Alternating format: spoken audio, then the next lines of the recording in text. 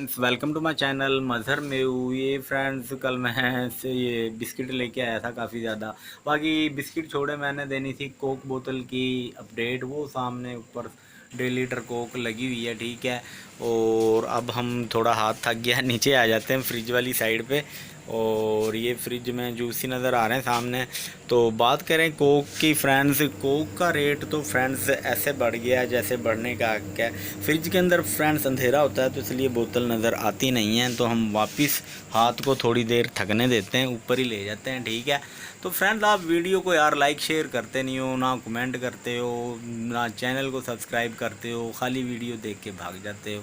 कौन से पैसे लगते हैं यार, कुछ ना कुछ तो हौसला अफजाई कुछ ना कुछ तो दिया करें, कमेंट करके, लाइक करके।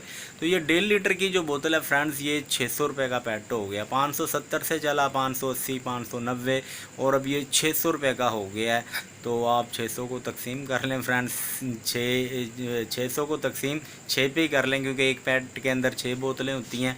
और ये फ्रेंड्स एक पैट हम यानी कि एक बोतल हमें 100 रुपये की पड़ रही है।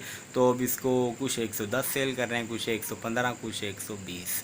तो अब तक की यही अपडेट है। और भी ऐसी अच्छी अच्छी अपडेट्स के लिए हमारे चैनल को सब्सक्राइब कर लें और उसके साथ जो बेल का आइकन है इसको भी लाजमी क्लिक करें, ताकि मैं जैसे ही कोई न्यू अपडेट दूं तो इसका नोटिफिकेशन आप लोगों को मिल जाए।